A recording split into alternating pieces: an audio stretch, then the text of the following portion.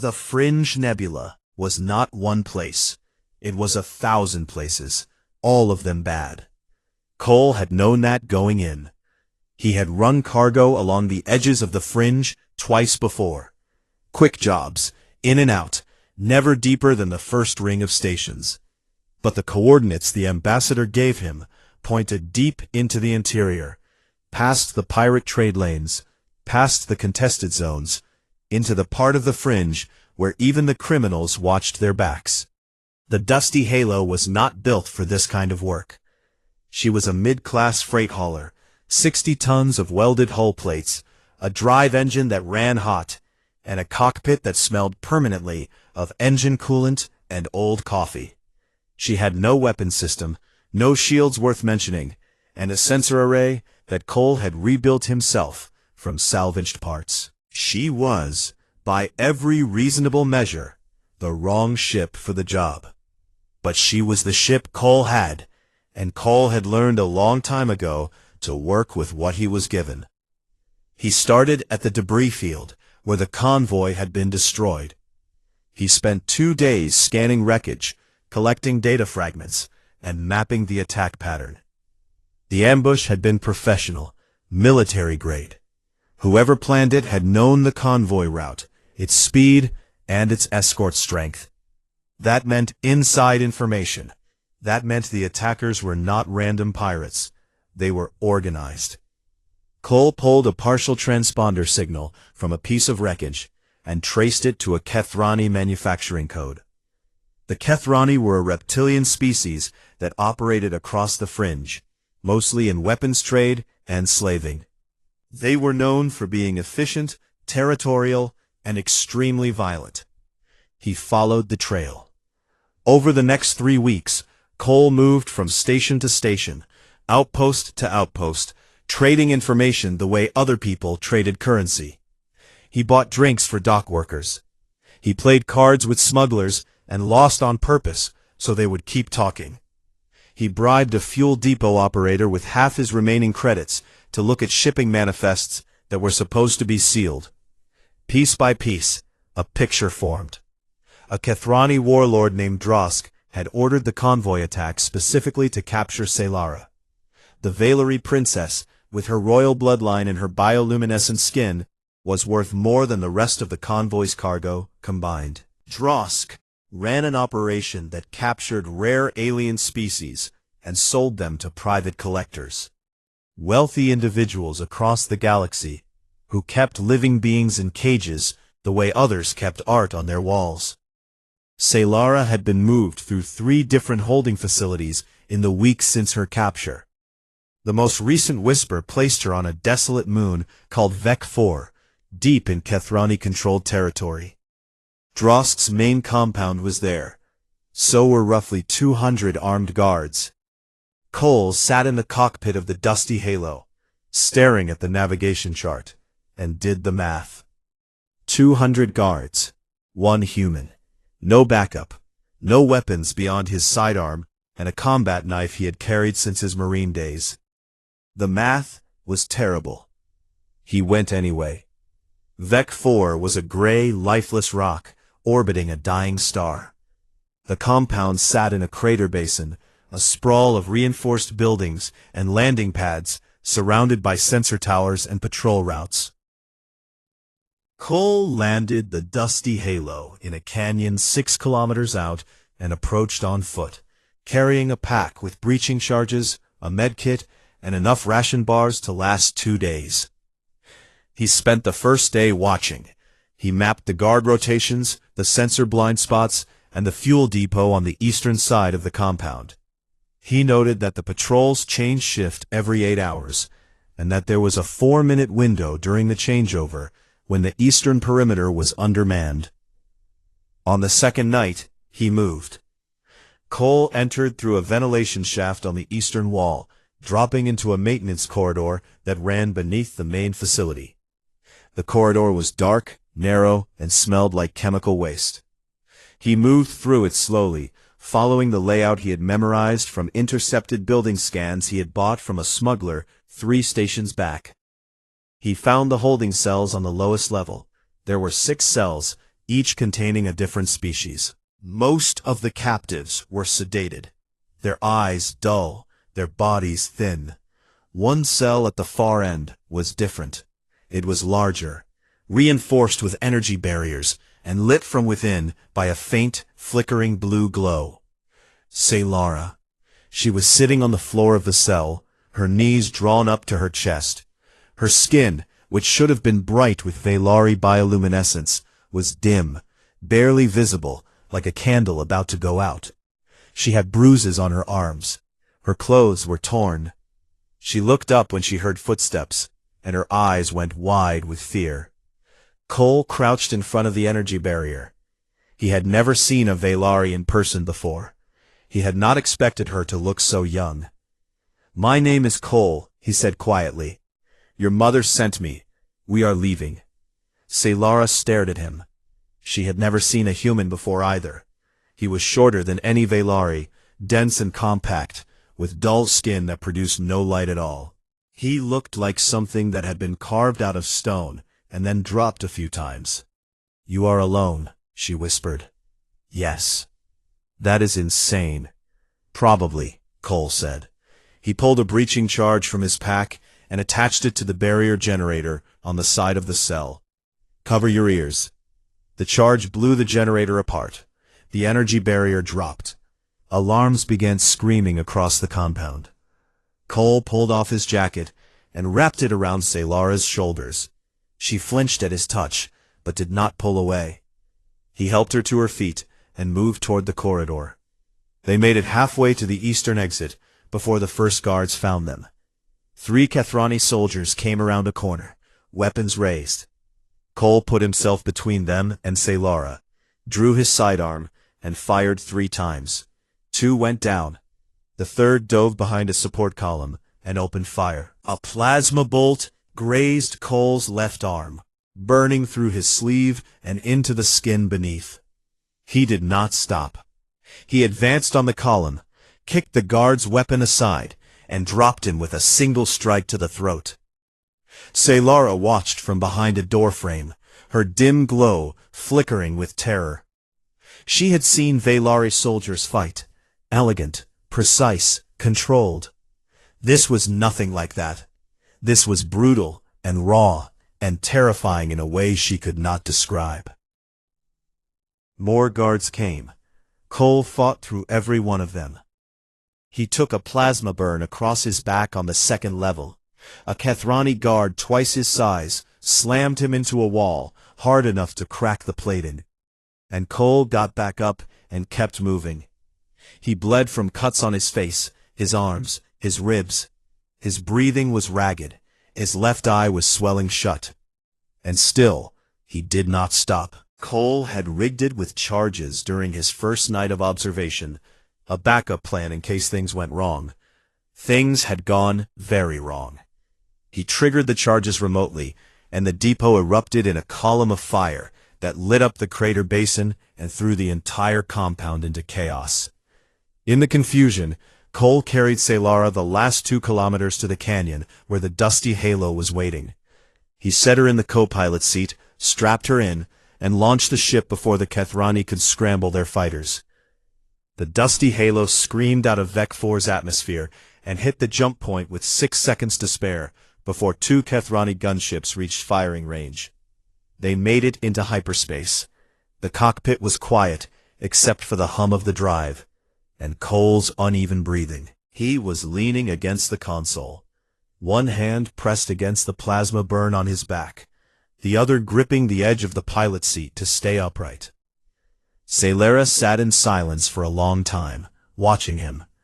Then, in a small voice, she asked, "Why did you come?" Cole's vision was going dark at the edges. He could feel the blood soaking through his shirt. He needed the med kit. He needed to close the wound on his back. He needed to stay conscious. He managed 3 words before he collapsed against the console.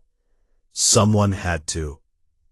Saylara caught him before he hit the floor. She did not know how to treat a human wound. She did not know where the medical supplies were on this strange, battered ship.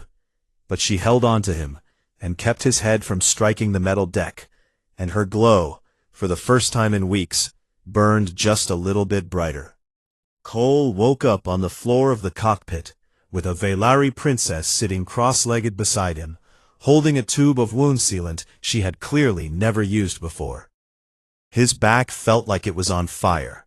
His left arm was stiff from the plasma graze, and his ribs ached in a way that suggested at least two of them were cracked. He blinked at the ceiling, then turned his head and looked at Saylara. She was watching him with those large, dark eyes, her skin glowing a faint, unsteady blue. "I found your medical kit," she said. "I tried to close the wound on your back. I do not think I did it correctly." Cole reached behind himself and felt the rough line of sealant across the burn. It was uneven and thick in places, but it had stopped the bleeding. "You did fine," he said. He sat up slowly, wincing with every movement, and checked the navigation console. They were still in hyperspace, running on the course he had programmed before he passed out. 12 hours had gone by. The Dusty Halo's systems were holding, barely, and the fuel was at 40%. Not great, but not dead either. He pulled up the galactic map and studied their position. Velari space was on the far side of the fringe. Weeks of travel through contested territory. The direct route was impossible now. Drosk would have every pirate, bounty hunter, and mercenary crew in the sector looking for them. Cole had stolen the warlord's most valuable prize, embarrassed him in front of his own soldiers, and blown up his fuel depot on the way out. Drosk was not the type to let that go. Cole plotted a longer route, a winding path through unmapped systems, dead zones, and abandoned shipping lanes. It would take longer. It would also be harder to track. "We cannot go straight home," he told Saylara. "We need to go around."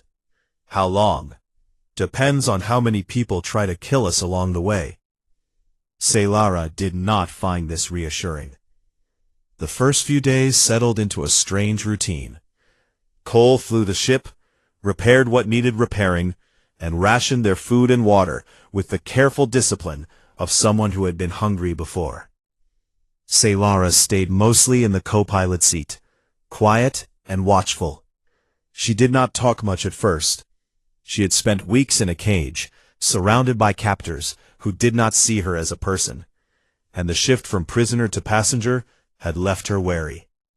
She studied Cole the way a scientist studies an unfamiliar specimen, with curiosity, caution, and the constant awareness that she did not fully understand what she was looking at.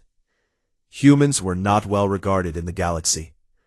The Velari, like most older species, considered them a young and unremarkable civilization. They were small by galactic standards.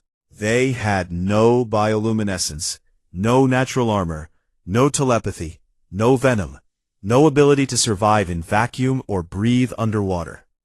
On paper, they were one of the least impressive species in known space. But Saylara had watched Cole fight through 200 armed guards with nothing but a sidearm and a knife, take injuries that should have put him on the ground, and carry her 6 kilometers across a dead moon while bleeding from wounds he did not bother to mention. She was beginning to suspect that whatever made humans dangerous was not something that showed up on paper. On the 4th day, she asked him about it. "Does it not hurt?" she said, watching him clean and reseal the burn on his back using a mirror and one hand. "It hurts," Cole said. "Then how do you keep moving?"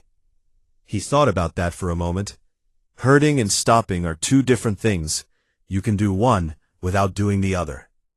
Saylara turned this over in her mind. In Velari culture, pain was treated as a signal to withdraw, to protect oneself, to seek help.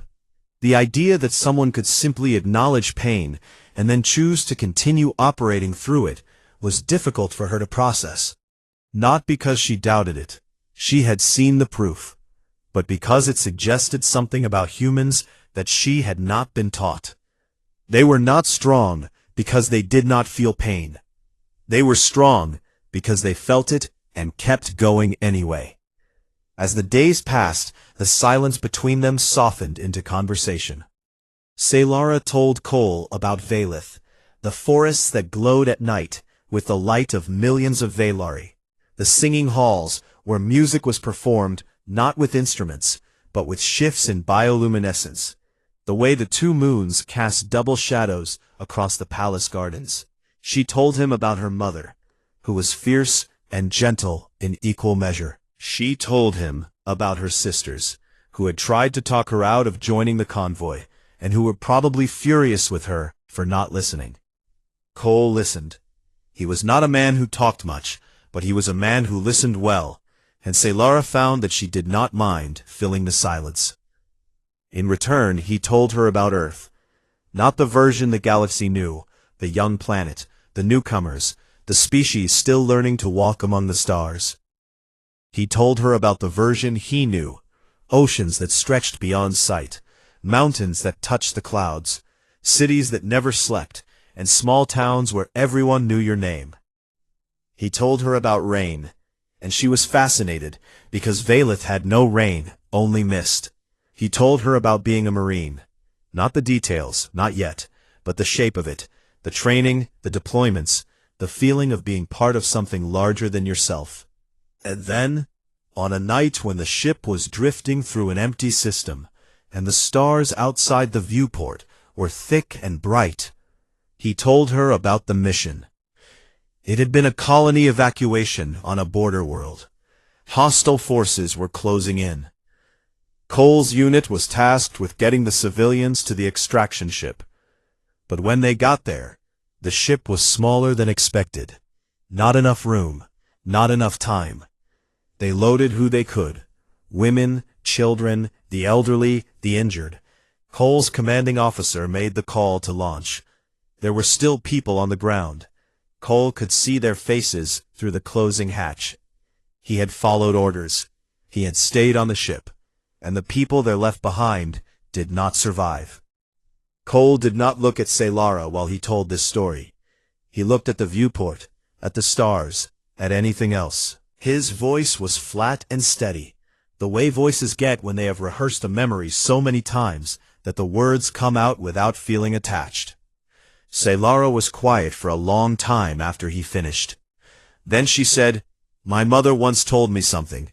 She said the measure of a soul is not in what it failed to save, but in what it refused to stop trying to protect." Cole did not respond, but his hand, which had been gripping the armrest of the pilot's seat, loosened just slightly. On the 9th day, a mercenary corvette found them. It came out of nowhere, a fast, well-armed ship that dropped out of hyperspace behind them and locked weapons before Cole could react. A voice on the communication channel demanded they cut their engines and prepare to be boarded. Cole looked at the sensor readout. The corvette was faster, better armed, and crewed by professionals. In a straight fight, the dusty halo would last about 40 seconds. He did not fight. He ran. He pushed the dusty halo's engine past its rated maximum, aimed the ship at a collapsing wormhole that his sensors had flagged as unstable, and flew straight into it.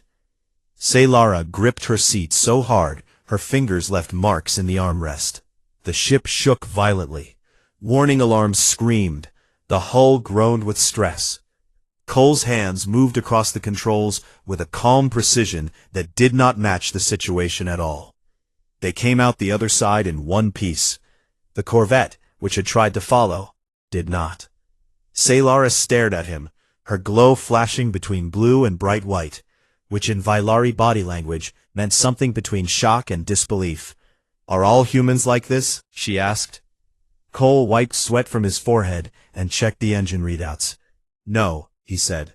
"Most of them are worse." She could not tell if he was joking. She suspected he was not. A pirate frigate found them drifting in dead space. Engines cold. No power to weapons or shields. Cole told Saylara to lock herself in the cargo hold, pressurized his suit, and spacewalked to the pirate ship while they were preparing boarding cables. He was gone for 47 minutes. When he came back, he was carrying 2 fuel cells, bleeding from a cut above his eye, and limping badly. He installed the fuel cells without saying a word, restarted the engine, and plotted a course for Vailari border space. Saylara stood in the cockpit doorway, watching him work. Her glow was steady now, stronger than it had been since the day he found her. She did not ask what happened on the pirate ship. She did not need to. She just sat down in the co-pilot seat and stayed beside him for the rest of the journey. The Valari border was marked by a line of automated sensor buoys that stretched across 3 star systems. They were old technology by Valari standards, built during a war that had ended centuries ago, but they still worked. Anything that crossed the line was detected, catalogued, and reported to the nearest military outpost within seconds. When the dusty halo limped across that line on a cold Tuesday morning, at least it was Tuesday by Earth's calendar, not that anyone out here cared, the sensor buoys registered a single unidentified vessel. Small, civilian class, no weapons, no military transponder. Hull damage consistent with multiple engagements. Engine output below minimum safe levels. The report reached the Valari Third Fleet within 90 seconds. Admiral Kisana, who commanded the fleet from the flagship Thalvera, read the report and ordered an immediate intercept. Unidentified ships crossing the border were not uncommon. Smugglers tried it regularly. But this one was different. It was coming from deep inside the fringe, on a heading that pointed directly toward Valith, and it was barely holding together. That meant it was either very lost or very desperate. 12 warships surrounded the dusty halo within minutes. They were beautiful, in a way that made Cole's ship look even more pathetic by comparison. Long, sleek vessels with hulls that shimmered faintly with the same bioluminescence as their crews. Each one carried enough firepower to turn a small moon into gravel. Cole, sitting in the pilot's seat with dried blood on his collar, a swollen eye, and a plasma burn scar running up the side of his neck, looked at the fleet on his sensor display and let out a long, slow breath. He had not slept in 31 hours. He had eaten his last ration bar the day before. The dusty Halo's engine was running on borrowed time and stolen fuel, but they had made it. The communication channel crackled. A sharp, formal Valari voice filled the cockpit. Unidentified vessel, this is Admiral Kaisana of the Valari Third Fleet. You have entered sovereign space. Cut your engines and prepare for inspection. Any resistance will be met with force. Cole opened a channel. His voice was hoarse and rough from exhaustion, and he had to clear his throat twice before the words came out. Admiral, my name is Cole Brannigan, human, cargo pilot. I have Princess Saylara aboard my ship. She is alive. Requesting permission to bring her home. There was silence on the other end. It lasted 11 seconds. In military communication, where responses were measured in fractions of seconds, 11 seconds was a lifetime. Cole imagined the Admiral staring at her communication officer, processing what she had just heard, running through every possible scenario in which this was a trick or a trap or a lie. Then Kasana's voice came back, and it was different. The sharpness was gone. In its place was something careful, something controlled, as if the Admiral was holding her composure together with both hands. Brannigan, confirm. Princess Saylara is alive and aboard your vessel? Confirmed. Another pause, shorter this time. Then, docking escort is being dispatched. Follow the guidance signal. Do not deviate. 2 Valari cruisers moved into flanking positions on either side of the dusty halo, and guided her toward the Thalvera. Cole let the autopilot follow the signal, and leaned back in his seat. His hands were shaking. He pressed them flat against his thighs to make them stop. Saylara had been sitting quietly in the co-pilot's seat, watching the fleet through the viewport. Her glow had been growing stronger over the past few days, shifting from the dim flicker it had been in captivity to a steady, warm blue that filled the cockpit with soft light. Now, seeing the ships of her people for the first time in months, she burned brighter than Cole had ever seen her. We made it, she said, almost to herself. Yeah, Cole said. We did. The dusty halo settled into the docking bay of the Thalvira, with all the grace of a brick landing on a silk sheet. The bay was enormous, spotless, and filled with Vailari soldiers standing in perfect formation on either side of a long corridor that led from the airlock to the interior of the ship. Every one of them stood at attention. Every one of them was glowing. The airlock opened. She was still wearing Cole's jacket over her torn clothes, and she was thinner than she should have been, and there were still faint bruises on her arms. But she stood straight, and her light was steady, and when the soldiers saw her, saw the unmistakable glow of Vailari royalty, the reaction moved through the corridor like a wave. Some dropped to one knee. Others simply froze, staring, as if they were seeing something they had been told was impossible. A few of them, the younger ones, had moisture in their eyes that they tried very hard to hide. Behind Selara, Cole stepped through the airlock. He looked nothing like a hero. His jacket was torn and stained with blood, sweat, and engine grease. The plasma burn scar on his neck was raw and red. One eye was still swollen, half shut. He moved with the stiff, careful walk of someone running on willpower, because everything else had run out days ago.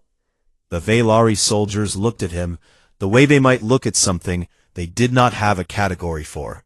He was small by their standards, dull-skinned, ungraceful, and visibly damaged. He was also the man who had walked into the fringe alone and walked out with their princess.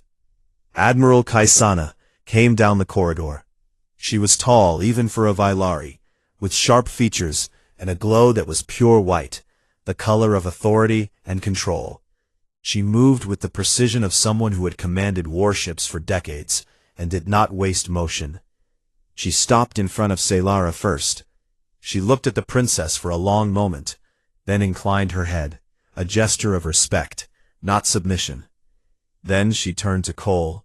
She studied him, the torn jacket, the blood, the scars, the eyes that were exhausted and alert at the same time, the way only soldiers' eyes could be. She had served in the military for 40 years. She knew what it looked like when someone had been through something that should have broken them and had refused to break. Then Admiral Kisana did something that no Vailari officer had ever done for a non-Vailari. She placed her right hand flat against her chest, over the place where her light burned brightest, and bowed. Not to royalty, to him. The soldiers in the corridor watched. None of them spoke, none of them moved.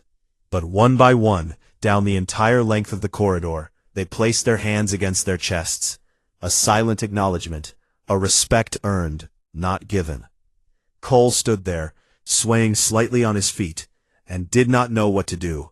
He had never been bowed to in his life. He had been yelled at, shot at, and once hit in the face with a wrench by a dock worker on Ganymede, but never bowed to. He nodded once. It was all he could manage. Word reached Vailith within minutes. Queen Thalvessa was in her chambers when the message came through. A direct transmission from Admiral Kisana, flagged with the highest priority code the military had. Thalvessa opened the message. She read the first line. Then she heard a voice, her daughter's voice, attached to the message saying, "Mother, I am coming home." The queen collapsed into her chair. Her attendants rushed forward, thinking she was ill, but she waved them away. She was not ill. She was something that she had not been in months. She was whole. The news spread across the Dominion within hours. The daughter they had mourned was alive. The lanterns that had been dimmed in grief were lit again, burning brighter than before.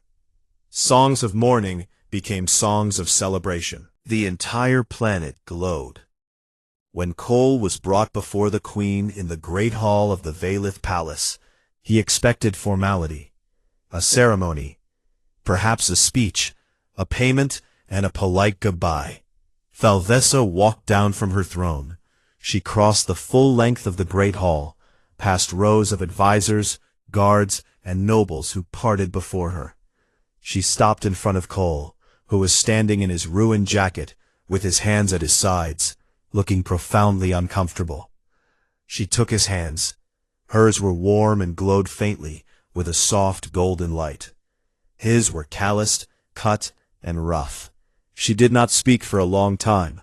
She just held his hands and looked at him, this small, battered, unremarkable man who had done what an entire galaxy would not. Then she said, in a voice that carried through the silent hall, "You gave me back my child." Cole's jaw tightened. He looked away. He looked anywhere, except at the Queen's face, because if he looked at her face, he was going to lose the composure he had held together through weeks of fighting and running and bleeding, and he was not going to do that in front of a room full of aliens. His eyes were bright. That was all anyone saw. That was enough. Saylara stood beside her mother and addressed the court. She told them everything, every fight, every wound, every time Cole put himself between danger and her without a moment of hesitation. She told them about the cell on Vec 4, the escape through the compound, the wormhole, the pirate ship, the long nights in the cockpit, where a human cargo pilot told her about rain, and she told him about the singing forests of Valith. The court listened in absolute silence. When Saylara finished, no one spoke. The story spoke for itself. And in the center of it all, Cole Brannigan stood with his hands still held by a queen, and wished, more than anything, that he could go back to his ship and sit in the cockpit alone for a while. He was not built for this. He was built for the other thing, the hard thing, the quiet thing, the thing you did when no one was watching, and no one would thank you. But the galaxy was watching now, and it was about to change everything. The Galactic Assembly met on a station called the Convergence, a massive structure that floated in neutral space between the territories of the galaxy's major powers. It was shaped like a ring, built from pale metal that reflected the light of distant stars, and it held representatives from over 60 species. Meetings were usually slow, formal, and filled with carefully worded speeches that said very little. Diplomats spent more time arguing about the order of speakers than they spent on actual policy. This meeting was different. This meeting had only one topic. The rescue of Princess Saylara of the Valari Dominion had spread across every communication network in the galaxy within days. The details were known. A Valari royal had been captured by slavers in the Fringe Nebula. Every major species had been asked for help. Every species had refused. A single human, with no fleet, no advanced weapons, and no official authority, had gone in alone and brought the princess back alive. The galaxy did not know what to make of it. The Krellish delegate opened the session by requesting a formal briefing. He wanted details, tactical assessments, ship capabilities, timeline of events. He was trying to reduce the story to data, because data was easier to manage than the uncomfortable truth that his government had been asked for help and said no. The Torvan delegate wanted to discuss the security implications of a single individual operating inside the Fringe without authorization. He used words like precedent and regulatory framework and unilateral action, which were diplomatic ways of saying that the whole thing made his species look bad, and he wanted to change the subject. The Delvathi delegate said nothing at all. She sat in her seat, with her forearms folded and her expression unreadable. The Delvathi had been one of the first species contacted by Queen Thalvessa, and they had declined to help within hours. The delegate was aware that this was now public knowledge.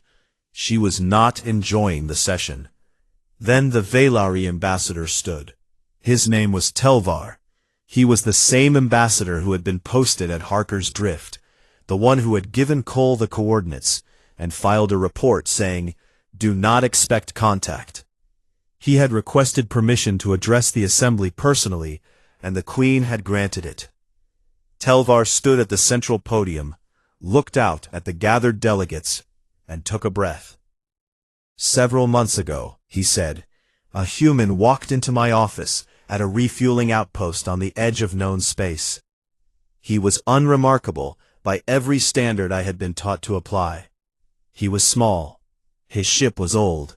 He had no military support, no combat fleet, no advanced technology. I gave him the information he asked for, and I filed a report stating that I did not expect him to survive." He paused. "I was wrong.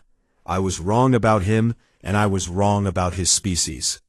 I formally retract every dismissal, every underestimation, and every assumption my people have made about humanity. I do so publicly, without reservation, and I do so because a man I laughed at saved a life that I was not brave enough to try saving myself." The chamber was quiet. Telvar returned to his seat. Then Queen Thalvessa rose. She had come to the assembly in person, which was rare for a Velari monarch. She was tall and striking, her glow a deep gold that filled the space around her. She moved to the podium with the kind of composure that comes from having been broken open by grief and put back together by something close to a miracle. She did not make a political speech. She did not talk about alliances, treaties, or trade agreements. She looked at the 60 species gathered in front of her and told them what happened. "I sent a message to every civilization in this assembly," she said. "I asked for help. I did not ask for an army. I did not ask for a fleet. I asked for someone, anyone, to enter the Fringe Nebula and search for my daughter. I was a mother, asking for her child. The request could not have been simpler." She let the words settle. Not one of you answered. The silence in the chamber was absolute. Delegates looked at their hands, at their tablets, and anything other than the Velari queen. "A human answered," Thalvessa continued. "One human. He flew a cargo ship held together with spare parts and stubbornness. He had no obligation to my people. He had no reason to risk his life. He had every reason not to. And he went anyway, because he heard a mother asking for help, and he could not walk away from that." She straightened. "The Velari Dominion is entering into a formal alliance with Earth. Not because of politics, not because of strategy, because of a debt that cannot be measured in currency or territory. Because one of their people did what none of ours would. And I will not forget that. My people will not forget that." She looked across the chamber. Her glow brightened. "If any species in this assembly still considers humanity beneath them, I invite them to say so now, to my face." No one spoke. Thalvessa held the silence for 5 full seconds, then stepped down from the podium and returned to her delegation. The assembly session continued, but the tone had changed. Delegates spoke more carefully. They looked at the human ambassador, a quiet woman named Laura Beckett, who had been watching the entire session from the back row with something they had not shown before. It was not friendship, not yet, but it was attention. And for a young species trying to find its place among stars that had been claimed long before they arrived, attention was the first step toward everything else. The political effects spread quickly. 3 more species reached out to Earth within the following week, requesting trade discussions and cultural exchanges. 2 of them had previously blocked human expansion proposals. The Fringe Nebula pirate clans, hearing what had happened to Drosk's operation, grew noticeably more cautious about targeting human ships. Word had gotten around that humans were not easy prey, and that hurting one of them could bring consequences no one had expected. Cole Brannigan was aware of none of this. He was in the docking bay of the Valith Palace, running a diagnostic on the Dusty Halos engine, when Queen Thalvessa found him. She had come without guards, without advisors, without ceremony. She stood at the foot of his ship's boarding ramp and watched him work for a moment before he noticed her. "Your Majesty," he said, wiping his hands on a rag. He was uncomfortable with the title. He was uncomfortable with most things that did not involve engines or empty space. The High Council has voted to offer you a position in the Valari Royal Guard, Thalvessa said. You would be the first non-Valari to hold the rank. It comes with full citizenship, a home on Valith, and the gratitude of the Dominion. Cole looked at her. He looked at the dusty halo. He looked back at the Queen. I appreciate that, he said. I do. But I am not a guard. I am not a soldier anymore. I am just a cargo pilot who was in the right place. Thalvessa studied him. She was not surprised. She had expected this answer. She had spoken with her daughter at length about the human, and Selara had told her that Cole was the kind of man who did extraordinary things and then insisted they were ordinary. The offer will remain open, Thalvessa said. Always. Cole nodded. Thank you. He was loading the last of his supplies when Selara came down to the docking bay. She was dressed in royal clothes now, her glow strong and steady, her bruises fading.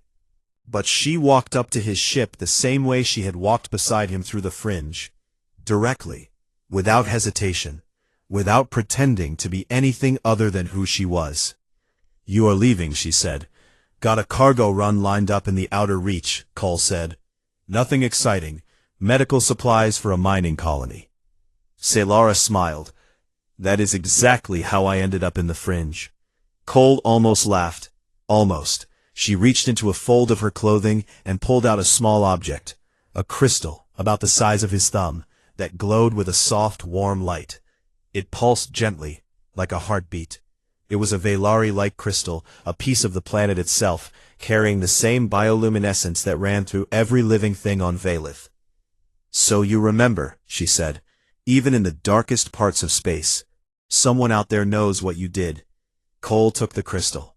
He closed his fingers around it, and the light seeped through the gaps between them, steady and constant. He nodded. He did not trust himself to say anything more than that. He put the crystal in his jacket pocket, climbed the boarding ramp, and sealed the hatch. The dusty halo lifted off the docking pad, cleared the palace airspace, and rose through the atmosphere of Valith. Below, the planet glowed, millions of Valari going about their lives, their light a living map, spread across the dark surface of the world. It was beautiful in a way that Cole did not have words for. He set a course for the outer reach, engaged the drive, and watched Valith shrink in the rear viewport until it was just another point of light among the stars. In his pocket, the crystal glowed. On the observation deck of the palace, Queen Thalvessa watched the human's ship disappear from the orbital tracking display. Admiral Kisana stood beside her, arms folded behind her back. He did not even take the full bounty, Kisana said quietly. Thalvessa smiled. It was the first real smile she had allowed herself in months, wide and warm and full of something that went deeper than relief. That, she said, is precisely why I trust them. The story of Cole Brannigan spread across the galaxy in the months that followed. It was told in trading posts and military academies, in diplomatic halls, and children's bedtime stories on a dozen different worlds. It was told differently each time, the way stories always are. Some versions made Cole taller, some gave him better weapons, some added a dramatic speech he never actually gave. But the core of it never changed. A mother asked for help. The galaxy said no. A human said yes. Not because he was the strongest, not because he was the smartest, not because he had the best ship or the biggest guns or the backing of a powerful government. Because someone needed help, and he was the kind of person who could not hear that and do nothing. The galaxy had dozens of words for what humanity was. Young, reckless, primitive, stubborn, unpredictable. After the story of Cole Brannigan, they needed a new one. They settled on reliable. It was not the most glamorous word. It was not the most impressive. But in a galaxy full of species that talked about honor and duty and courage, and then looked the other way when it mattered, reliable was something rarer and more valuable than any of them. Humans were the ones who showed up, and the galaxy would not forget it. The throne room on the planet Valith was never quiet. It hummed with the low voices of advisors, the soft clicking of data tablets, and the constant movement of guards whose skin gave off a pale blue glow. The Velari were a tall species, thin and graceful, with smooth faces and large dark eyes that could see in nearly complete darkness. Their skin held a natural bioluminescence, a soft light that shifted between blue and violet depending on their mood. When they were calm, the glow was steady. When they were afraid, it flickered. Queen Thalvessa's glow had not been steady in 3 days. She stood at the edge of the observation platform, looking out at the night sky of Valeth. 2 moons hung above the horizon, casting silver light across the endless forests below. Behind her, the High Council argued in low, careful tones. They were trying to be respectful. They were also trying to tell her that her daughter was dead. Princess Selara had been traveling aboard a diplomatic convoy near the Fringe Nebula. The convoy carried medical supplies for a colony on the outer edge of Velari space, and Selara had volunteered to go because she believed a royal presence would lift the spirits of the people there. She was the youngest of the Queen's 3 daughters, and perhaps the most stubborn. Thalvessa had tried to talk her out of going. Selara had smiled and said she would be fine. The convoy was attacked 2 days into the journey. A coordinated ambush by unknown forces tore through the escort ships in minutes. The distress signal was brief and broken. By the time the nearest Velari patrol arrived, there was nothing left but debris, bodies, and silence. No survivors were found. No trace of Selara. Her emergency beacon had gone dark. The council brought Thalvessa the evidence. Fragments of the royal shuttle, the torn insignia of the escort guard, and a data log showing the final moments of the attack. It was brutal and efficient. Whoever had done this knew exactly what they were doing. "Your Majesty," said Advisor Kellenth, a tall Velari male with silver markings across his temples. "We have searched every debris field within range. The beacon is silent. There is no indication that the princess survived." Thalvessa did not turn from the window. No indication is not the same as proof. Kellenth exchanged a glance with the other council members. "The Fringe Nebula is beyond our secure patrol zones.